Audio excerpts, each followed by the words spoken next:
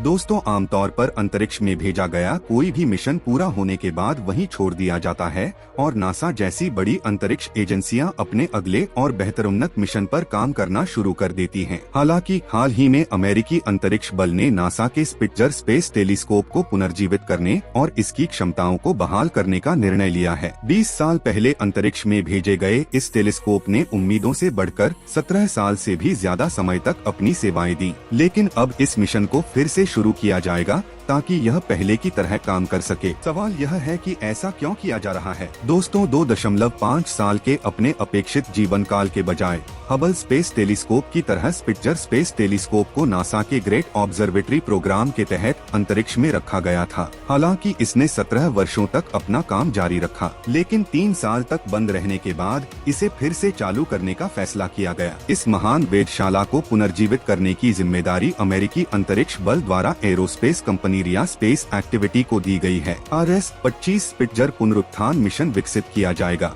दोस्तों, RS-25 इस बचाव मिशन के लिए integrated service assembly and manufacturing ISAM तकनीक का इस्तेमाल करेगा। स्पिट्जर टेलीस्कोप को इंफ्रारेड तरंगों और प्रकाश के मूल विकिरण की पहचान करने के लिए डिजाइन किया गया था। स्पिट्जर के माध्यम से वैज्ञानिकों ने कई खगोलीय क्षेत्रों का अवलोकन किया है जिन्हें ऑप्टिकल टेलीस्कोप से नहीं देखा जा सकता है। अपने मिशन के दौरान स्पिट्जर कई चरणों से गुजरा। शुरुआती 2.5 साल की सेवा के बाद ठंडे चरण में 5.5 साल बिताने के बाद गर्म चरण के बाद टेलीस्कोप को आमतौर पर अपनी सेवाएं कुशलता पूर्वक प्रदान करने के लिए गर्म और ठंडे दोनों प्रकार के ऑपरेशन करने पड़ते हैं। 2009 में अंतरिक्ष यान में शीतलक के पूरी तरह समाप्त हो जाने के बाद गर्म मिशन शुरू हुआ। दोस्तों, warm mission Spitzer beyond mission में अगस्त 2016 में बदल गया था और उसके बाद टेलीस्कोप लगातार 2020 तक सेवाएं देता रहा, जिसके बाद उसे आधिकारिक तौर पर रिटायर कर दिया गया। साफ है कि एक नए अभियान की तुलना में बचाव अभियान एक सस्ता विकल्प हो सकता है।